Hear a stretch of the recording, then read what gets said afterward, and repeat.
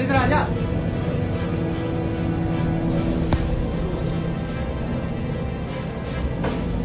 हिसाब किया है भी किसी ने? हिसाब किया है भी किसी ने? तो करवाओ ना, ठीक करवाओ। नहीं, आप ये 27 वाली डेट अपने आप कैसे how you come up with this date yourself? अपने आप नहीं की जी, मैंने टेंडर के अंदर है जी, मेरे एग्रीमेंट के अंदर है जी। एग्रीमेंट में क्या लिखा है? एग्रीमेंट में 27 दिन क्लियर क्या है जी। लिखा है?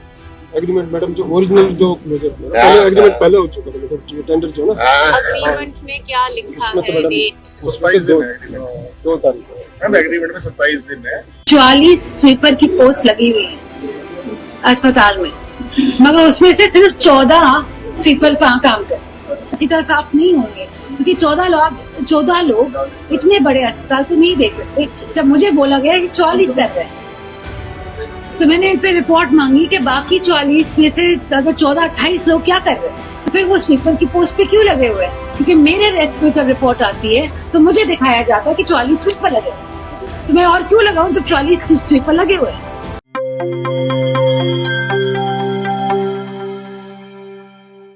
दोस्तों, नायब सैनी सरकार में केवल 2 महिलाएं हैं और दोनों ही कैबिनेट मंत्री इन दिनों खासी चर्चा बटोर रही है।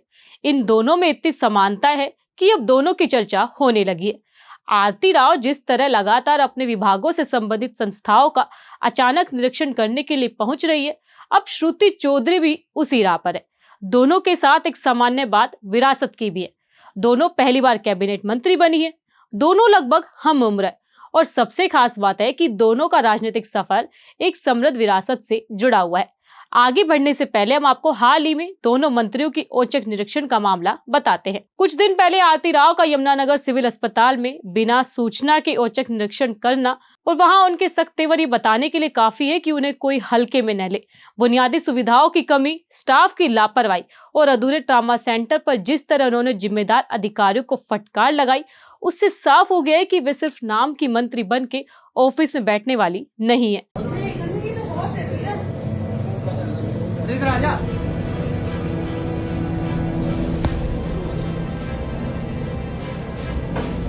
हिसाब किया है भी किसी ने?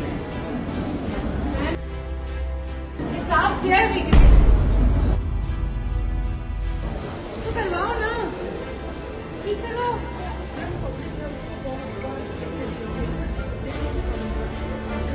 कौन पब्लिक हेल्थ? हाँ जी, दवाइयाँ में कोई कमी है आपकी? हाँ, सभी हैं। मेरे को एक सेकंड करो। आपके 145 होने चाहिए पूरे, इसमें से आपके पास 128 हैं, उनमें से स्वीपर्स की पोस्ट पे कितने होने चाहिए? ये 128 में से जो लगे 50 है। हाँ, मेरे को बताओ। 18 वर्किंग तो अलग बात है, स्वीपर्स की पोजीशन कितनी है?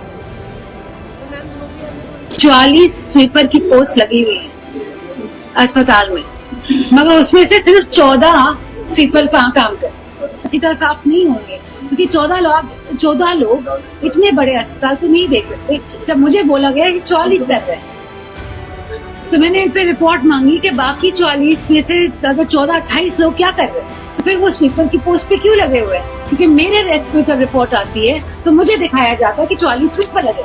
आरती राव की तरह श्रुति चौधरी भी हाल ही में औचक निरीक्षण पर पहुंची। करनाल में WJC नहर पर बन रहे रेलवे ब्रिज का जायजा लिया और मरम्मत कार्य में हो रही देरी पर अधिकारियों को सख्त फटकार लगाई। श्रुति चौधरी ने साफ निर्देश दिए कि गर्मी की मौसम को देखते हुए काम में तेजी लाई जाए, ताकि पानी की आपूर्ति में कोई बाधा न आए।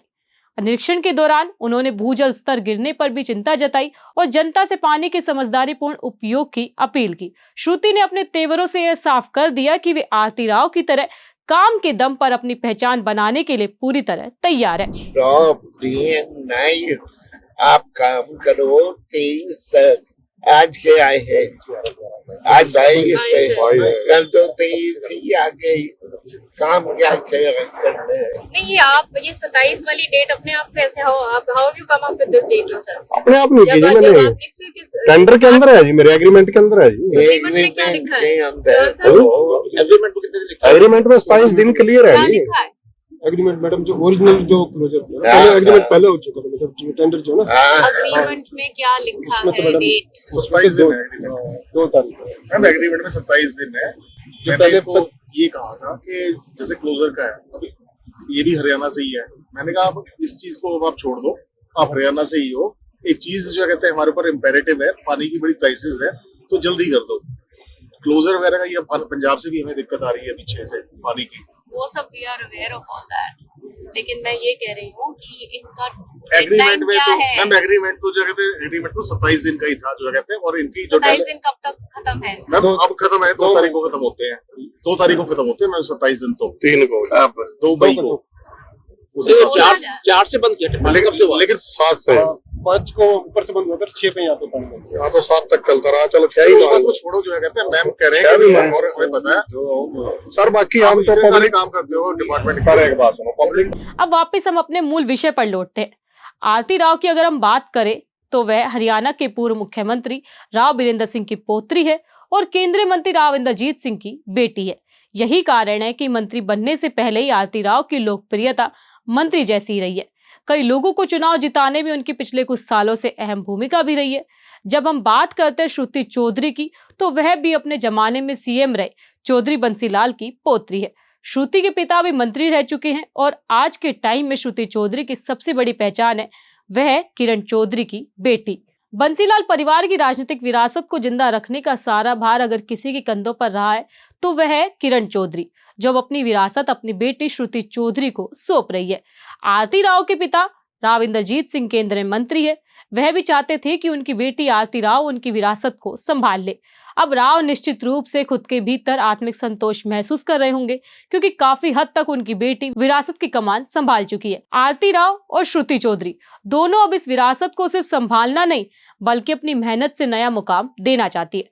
यही वजह है कि इन दोनों मंत्रियों की सक्रियता साफ संकेत दे रही है कि विरासत की दीवार से ऊपर उठकर अपनी अलग सियासी पहचान बनाने को बेताब है। आज के लिए इस खबर में इतना ही। आपकी क्या राय है कमेंट बॉक्स में जाकर बताइए जरूर। धन्यवाद।